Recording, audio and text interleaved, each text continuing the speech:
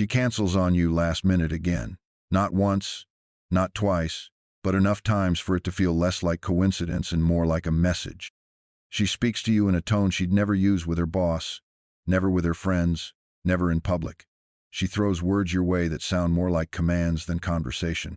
She expects you to adjust your entire life around her whims, but when you ask her about her weekend plans, suddenly she's vague, distracted, non-committal. It's like you're expected to chase clarity from someone who offers none. She treats you not like a partner, not like someone she values, but like an option and afterthought. You're the one making the effort, shifting your schedule, holding space, showing up, and what does she give in return? Excuses, delays, disrespect wrapped in casual indifference. And yet, you smile. You tell her it's okay. You hide your frustration behind understanding words. You convince yourself that patience will win her heart, that being endlessly flexible and accommodating will earn you love and respect, but deep down, a part of you knows that something is seriously wrong. You feel it in your gut, that quiet discomfort that creeps in every time you bite your tongue or excuse her behavior, that lingering heaviness that settles in your chest after every one-sided interaction. You begin to feel smaller, less important, like you're becoming invisible in a relationship that's supposed to be mutual. And despite your best efforts to keep the peace, you're losing something far more important than her affection. You're losing yourself. This isn't what love is supposed to feel like. You weren't built to play the role of her emotional doormat. You're not here to chase someone who doesn't value your time, to walk on eggshells just to avoid conflict, to bend until you break in the name of love. But the truth is, this dynamic isn't entirely her fault. It's also about what you've allowed, the boundaries you never set, the disrespect you tolerated, the silence you maintained every time your instincts told you to speak up. Because every time you chose peace over your principles, every time you chose comfort over confrontation, you taught her how to treat you. And what she learned was simple: you'll take it. You'll accept last-minute cancellations. You'll absorb the snide remarks. You'll rearrange your world to fit hers, and never ask for the same in return. You've given away your power in hopes of being seen. But understand this: women do not respect men who shrink themselves to keep the relationship afloat. They respect men who lead, men who know their worth, men who walk away from what insults their value. This is not about becoming cold or distant. This is about waking up to the truth that love without respect is not love, it's servitude. And you're not here to serve, you're here to build something real. So today, we're going to dive into why this keeps happening, why women lose attraction when men fail to set boundaries, and most importantly, how to rise from this dynamic and reclaim your masculine authority not with force, but with quiet, grounded strength. Here's where most men get it wrong. They confuse kindness with passivity. They think being agreeable is the path to her heart. They believe that avoiding conflict is a sign of emotional maturity. So when she tests them, when she pushes back, disrespects, cancels plans, raises her voice, they retreat. They apologize. They try harder to please.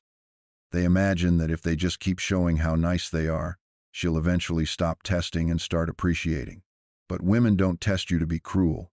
They test you to feel something, to feel secure, to feel the presence of a man who won't fold under pressure, to see if you are anchored in something deeper than your desire for her approval.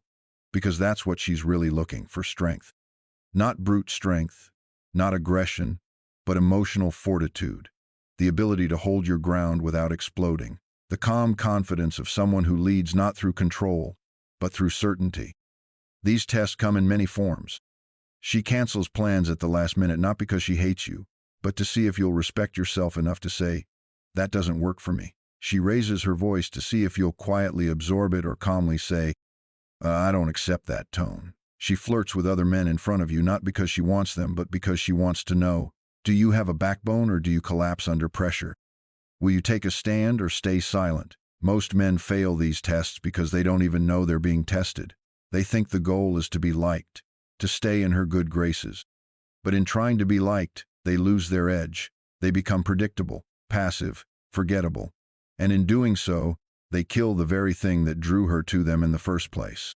Women aren't drawn to perfection. They're drawn to presence, to leadership, to strength wrapped in kindness, not weakness disguised as niceness. When you fail her tests, she doesn't consciously think, I don't like this man anymore. It's subtler than that. She just starts to feel unsafe, unsure, unattracted. Something in her pulls back. Her energy shifts, her behavior changes, and you're left confused, wondering what you did wrong was never standing up in the first place. You can't lead a relationship if you're afraid of upsetting her. You can't earn respect if you treat her behavior like it's above question. And you can't build attraction if you're constantly negotiating your worth for scraps of attention. Women don't fall for men who let them lead every dynamic. They fall for men who create structure not by dominating, but by holding the frame. That's the difference between control and leadership. Control is rooted in fear.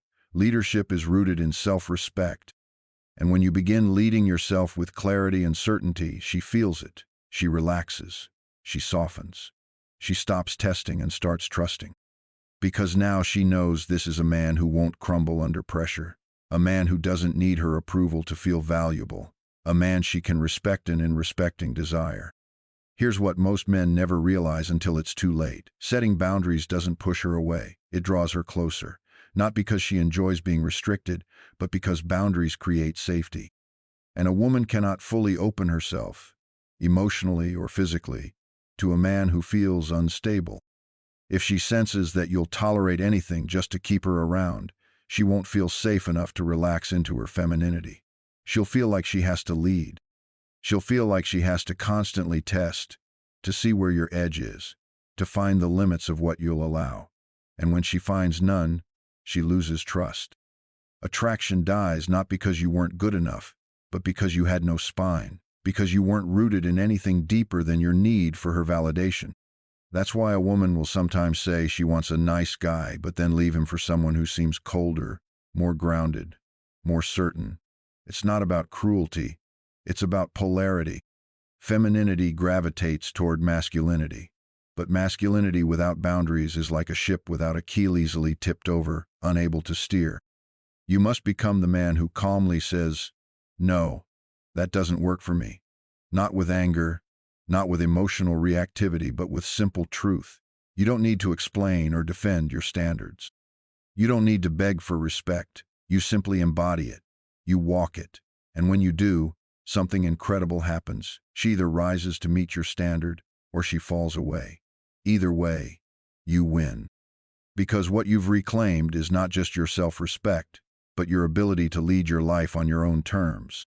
That's where the shift happens from pleasing to leading, from accommodating her chaos to embodying your clarity. You stop adjusting yourself to fit her mood swings, and instead, you anchor yourself so deeply in your values that her storms no longer shake you. You stop chasing her texts, waiting for her approval, analyzing every word she says, and instead, you start evaluating, is this woman bringing peace or chaos into my life? Is this relationship building me or draining me? You begin to hold her accountable for how she shows up, not with threats or ultimatums, but with standards, with the quiet, unshakable energy of a man who knows what he wants and refuses to accept less, not from her, not from anyone.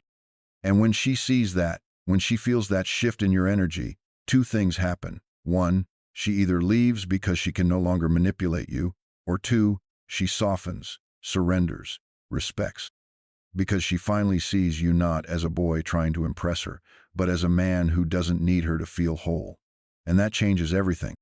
The final truth is this: women don't leave men who lead with grounded strength. They leave men who abandon themselves to chase her. They leave men who ignore their purpose to orbit around her emotions. They leave men who stop being men just to be liked. And when she leaves, it's not always because she didn't love you. It's because she couldn't trust you. She couldn't trust you to hold the relationship together. She couldn't trust you to guide, to protect, to decide. And in the absence of that leadership, she became the leader. She became the planner, the initiator, the emotional center, and over time, that exhausted her. Because no woman wants to be the man in the relationship. She might play that role for a while, especially if she's been hurt before. But deep down, she longs to relax, to surrender, to be led not by a dictator, not by a tyrant, but by a man who is calm, clear, decisive, a man who makes her feel like she can finally stop being in control. But for her to do that, you have to step up. You have to stop being the nice guy who's afraid of conflict. You have to stop apologizing for having needs, for having standards, for saying no. You have to stop asking for permission to lead and start owning your role. And if she fights that, if she mocks it, rejects it, disrespects it, then she's not the woman for you. Because the right woman won't punish you for your strength. She'll honor it. She'll respect it. She'll be drawn to it like gravity. And you'll no longer be chasing her attention. She'll be investing in your leadership, not because you demanded it, but because you earned it. Because you became the kind of man she can finally trust to hold her, guide her, and build something real. The game changes when you realize you don't have to prove your worth to her. You only have to remember it for yourself. When you stop performing and start embodying. When you stop reacting and start leading. When you stop trying to win her over and start living by principle, everything shifts. The respect comes back. The attraction returns. Or if not, someone new comes into your life who actually sees you. Because respect is magnetic. Clarity is attractive. Masculine presence is rare. And the moment you reclaim yours, you stop begging for what you used to chase and you start choosing from power, from purpose, from peace.